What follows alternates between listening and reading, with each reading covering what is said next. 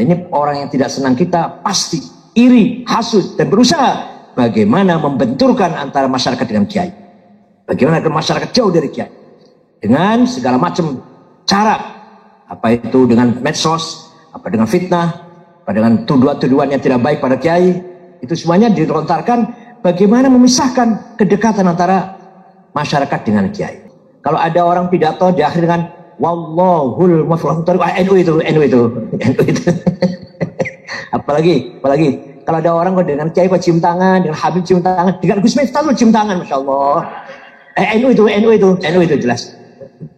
Gak berani lewat depannya orang tua dengan merunduk depan kiai, depan orang tua. NU itu, santri itu, NU itu. Gak berani meletakkan Quran di bawah sini, gak berani. Kalau bawa Quran pasti ditaruh di sini, misalkan duduk ada atau kalau bawa Quran pasti begini. Santri itu, NU itu. Kita lewat masjid ada bedugnya, santri itu.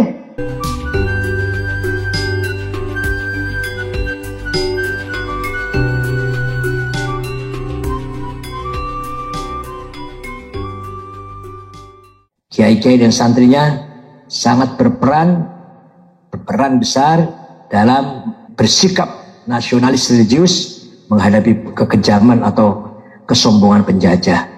Oleh karena itu, para santri dengan kiai-kiai harus diakui, mendapatkan pengakuan dari semua pihak bahwa beliau-beliau dengan santrinya mempunyai andil besar dalam membangun kemerdekaan Indonesia ini. Ada seorang wartawan Mekah namanya Dr. Thariq Shihab menulis buku judulnya Al-Haji Hashim Asy'ari Awwal Wadi Ususil Istiqlal di Indonesia. Kiai Haji Hashim Asy'ari itu orang pertama kali yang meletakkan dasar-dasar kemerdekaan Indonesia. Bahasa Arab kecil di bukunya. Itu luar biasa pengakuan dari wartawan, seorang jurnalis dari Saudi atau dari Mekah yang mengakui betapa Mbah Hashim Asy'ari selama mukim di Mekah setiap saat berdoa di makam-makam mustajab selalu yang doakan hanya kapan Indonesia merdeka. Kalau kita kan kalau berdoa di sana kan beda-beda ya. Ada yang ingin kaya, ada yang ingin naik pangkat, ada yang ingin apa lagi? Nambah. Kalau Mbah Hashim enggak, yang doakan kapan Indonesia merdeka. Sampai-sampai diakui oleh teman-temannya semua yang sepantar itu, teman-teman sejawatnya, Hashim Asy'ari merupakan pemuda yang ideal, yang mempunyai cita-cita tinggi, yaitu ingin memerdekakan Indonesia. Mbah Hashim Asy'ari yang masih pelajar, masih santri itu sudah mempunyai idealisme yang sangat luar biasa. Oleh karena itu layak sekali lagi Hari Santri diakui oleh negara sebagai hari nasional, di mana peran santri dan para kiai sangat besar dalam menyikapi penjajahan Belanda atau Jepang. Di antara contoh betapa besarnya sikap santri, contoh yang gampang, ayah saya hidup bersama Belanda di zaman Belanda, tapi tidak satu kata pun bahasa Belanda dia tahu. Bahasa Belandanya selamat pagi nggak garuh. Bukan tidak tahu, tidak ingin tahu, tidak ingin bisa, tidak mau bisa. Sangat bencinya terhadap Belanda. Jaket celana haram, pakai dasi haram, tidak pakai kopiah haram. Barang siapa tidak pakai kopiah tidak sah jadi saksi perkawinan. Masya Allah, saya gitu. Jadi saksi nikah, akad nikah nggak sah kalau nggak pakai kopiah. Itu rata-rata sementara ayah saya atau ada Nabil nggak, kakeknya Nabil itu teman kakeknya Nabil, Kiai Asrori itu sama lah seperti itu, kencengnya itu. Diakibatkan karena menyikapi penjajah, bukan betul-betul haram ada dalilnya, bukan, tapi karena sangat didorong dengan anti koperasi yang maksimal terhadap Belanda. Oleh karena itu layak sekali lagi peran santri, peran ulama kita peringati, dan alhamdulillah di era Presiden Jokowi diresmikanlah Hari Santri yang tadinya maunya tanggal 1 Muharram. Terus saya diskusikan kalau 1 Muharram itu tahun baru umat Islam sedunia, bukan Hari Santri, Pak. Akhirnya beliau memerintahkan Menteri Agama Pak Lukman Saifuddin mengadakan FGD di Hotel Salak Bogor, yang jadi narasumber Pak Abdullah Syarwani, Azumati Azro, saya, semua ormas diundang, hatta Muhammad diundang, semua ada hadir pastinya. Dan semua akhirnya sepakat bahwa Pak Hitanir Wahid, bahwa Hari Santri adalah tanggal 22 Oktober di mana di hari itu 76 tahun yang lalu Hadrat Syekh Hasyim Asy'ari melakukan fatwa resolusi jihad, yaitu membela tanah air hukumnya fardhu ain. Barang siapa mati demi tanah air mati syahid. Man mata li ajli watanihi mata syahidan wa man khana li watanihi halalun damuh. Barang siapa berkhianat terhadap tanah airnya menjadi mata-matanya Belanda atau Jepang, boleh dibunuh hal darahnya. Tapi nggak mengkafirkan, nggak bilang kafir, nggak, hanya boleh dibunuh orang yang berkhianat terhadap tanah airnya. Itu resolusi jihad tanggal 2 Oktober disepakati disetujui semua yang hadir waktu itu di Hotel Salak. Begitu mau diumumkan, Muhammadiyah tidak setuju dengan alasan akan menimbulkan polarisasi. Nanti ada santri, ada non santri di saat-saat negara butuh persatuan. Ya saya jawab kepada Pak Jokowi, Pak, ada hari Ibu Kartini nggak ada, Pak, nggak ada hari di Jalan Sudirman, nggak apa-apa. Ada hari guru, nggak ada hari murid, ada hari ibu, nggak ada hari bapak, nggak apa-apa tuh, nggak bikin menyebabkan pecah, nggak apa. Udah terus berlangsung. Alhamdulillah. Dilalah itu apa? Dilalah apa? Kepresnya itu nomor 9 tahun 2015 itu, nomor 9. Kemudian 9 Muharram waktu itu di Istiqlal itu 9 Muharram, ya Allah luar biasa. Jadi keramat juga bintang 9 Lubis Miftah, ya Allah luar biasa. Enggak kuyur, betul. Oleh karena itu, mari kita bersyukur pada Allah, mari kita panjatkan puji kepada Allah bahwa kita bangsa Indonesia mempunyai karakter, punya kepribadian, yaitu kepribadian santri, the good moral, yaitu moralnya santri yang ahli ibadah, religius, amanah, jujur, santun, berakhlakul karimah. Itulah santri. Ini merupakan khazinah atau hazanah syiariyah. Kita ini kaya dengan beberapa kekayaan. Sarawat, kita ini kaya dengan beberapa kekayaan, Gus. Pertama, sarawat istimaiyah, kapital sosial. Kekayaan masyarakat yang luar biasa kita ini. Bagaimana masyarakat bergantung dengan kiai, bergantung kepada kiai. Apa kata kiai? Dari sejak nikah, panggil kiai. Kemudian selamatan hamil, 7 bulan, kiai. Lahir, ngasih nama, akikah, kiai. Sampai menikah, sunat, kiai. Nikah, kiai. Mati, kiai. Ya Allah, luar biasa. Kiai wal-wal semua tuh rujukannya kiai. Bersandar pada kiai. Dari nikah sampai hamil, sampai melahirkan, sampai menyunati, sampai menikahkan anak lagi, atau sampai menikahkan cucu lagi, mati, semua itu kiai. Ini harus kita pelihara, harus kita pegang erat-erat. Orang yang tidak senang pada kita pasti hasud, iri. Kiai nggak ada apa-apanya, gitu-gitu aja kok diikutin, hanya gitu-gitu aja kiai kan.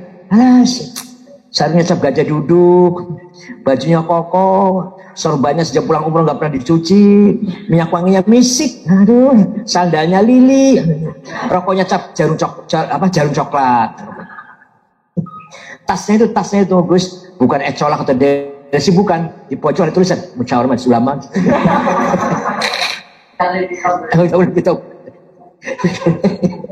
Gitu kok berwibawa gitu, gitu kok diikuti oleh masyarakat, gitu kok dipercaya, gitu kok jadi imamnya masyarakat, informal leader. Ini orang yang tidak senang kita pasti iri, hasud, dan berusaha bagaimana membenturkan antara masyarakat dengan kiai, bagaimana agar masyarakat jauh dari kiai dengan segala macam cara, apa itu dengan medsos, apa dengan fitnah, apa dengan tuduhan-tuduhan yang tidak baik pada kiai. Itu semuanya dilontarkan. Bagaimana memisahkan kedekatan antara masyarakat dengan kiai. Ini kewajiban kita, terutama adik-adik Ibnu PPNU. Terus jaga ya, kapital sosial ini sangat mahal, yang tidak dipunyai oleh kelompok lain. Coba kalau Harla NU atau Istighosah atau Sholawatan bersama atau Gus Miftah ceramah, hadirin puluhan ribu, apa dijemputin? Pada dikasih amplop? Enggak, datang sendiri. Saking cintanya pada Gus Miftah, Masya Allah. Padahal ulama bukan sih? Padahal ulama sekelas Gus Miftah loh, apalagi sekelas Mbah Hasyim Asy'ari, sekelas Kiai Wahab, sekelas Gus Miftah aja orang mendengarkan dengan rasa cinta, menghadiri ceramahnya Gus Miftah tanpa ada imbalan. Yang kedua, kita punya sarawat hadariyah, thaqafiyah. Kita punya kapital peradaban dan budaya. Contoh yang paling menonjol yang harus kita banggakan dan kita pelihara, rujukan kita, marja' kita adalah kitab kuning, kutubut turath, kutubul a'immah, wal ulama, wal masyayikh. Setiap kita mencari hukum, mencari masalah, pasti buka-bukanya hitam kuning. Munas, Bahsul Masail, bukannya hitam kuning. Ini kekayaan yang luar biasa. Ormas lain nggak ada itu. Karena nggak bisa baca barangkali ya. Ini luar biasa. Harus kita pelihara dan kita banggakan. Kita harus bangga. Kita ini kalau berbicara agama, rujukannya, referensinya, kitab kuning, Kutubut Turah. Kitab yang ditulis oleh para ulama terdahulu. Imam Syafi'i, Imam Nawawi, Imam Romli, Imam Abdul Fajr Ansori, dan seterusnya lah. Oleh karena itu, kita yang punya luar biasa. Luar biasa sebenarnya kita ini. Bahsul Masail atau Munas membahas 15 pertanyaan, 3 hari selesai. Silahkan ormas lain bahas masalah 15 masalah 2 bulan selesai apa belum, nggak tahu saya. 2 bulan selesai apa belum. Tapi kiai-kiai, saya pernah menyaksikan sendiri, sering menyaksikan sendiri, bagaimana kalau kita Bahsul Masail atau Munas itu masalah 15 masalah 2 hari selesai. Hukumnya cloning, hukumnya sholat Jumat di kantor bukan di masjid, hukumnya macam-macam lah. Hukumnya bisnis kripto ya. Nah, itu dijawab 2 hari selesai. Segitu banyaknya masalah.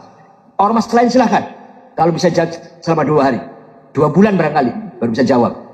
Karena apa? Karena punya malakah. Para kiai itu punya malakah. Apa malakah itu apa? Yang sudah menjadi jati dirinya dulu. Sudah malakah. Apa?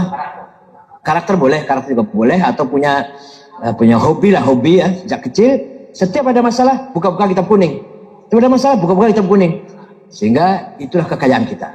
Kita harus jaga itu. Harus jaga. Kutubut Turah. Silakan orang menghina, mengenyak. Tapi bukti nyata, kalau ada masalah agama, kitab kuning bisa menjawab. Hukumnya bunga bank, hukumnya keluarga berencana. Ya Allah. Yang ketiga apa? Yaitu tadi syiariyah. Sarawat syiariyah ya ini. Hari santri bisa dikatakan simbol nih. Wa may yu'azzim sya'airallah fa innaha min taqwal qulub. Setiap ada sesuatu yang bisa mensyiarkan nama Allah, harus kita banggakan. Itu salah satu tanda orang bertakwa kepada Allah. Luar biasa, simbol. Kita kaya sekali dalam simbol, dengan simbol-simbol. Kalau ada orang pidato di akhir dengan wallahul muwaffiq, NU itu. apalagi kalau ada orang kok dengan kiai kok cium tangan, dengan Habib cium tangan, dengan Gus Miftah cium tangan, masya Allah. NU itu jelas. Gak berani lewat depannya orang tua dengan merunduk depan kiai, depan orang tua. NU itu, santri itu, NU itu. Gak berani meletakkan Quran di bawah sini, gak berani. Kalau bawa Quran pasti ditaruh di sini, misalkan duduk ada atau kalau bawa Quran pasti begini. Santri itu, NU itu. Kita lewat masjid ada bedugnya, santri itu. NU itu. Barang Bu NU entah bukan lah, pokoknya Bu NU Bora semoga ada bedugnya NU lah. Itulah kekayaan simbol kita, kekayaan simbolik, kapital simbolik. Harus kita pelihara, harus kita jaga. Nyun sewu maaf. Termasuk kopiah pakai kopiah ini juga simbol orang NU. Simbolnya santri itu pakai kopiah. Tapi sekarang sudah berubah. Sudah nggak pakai kopiah juga santri juga sih. Nah itu simbolnya lah. Paling pakai sarung, wah jelas-jelas NU itu.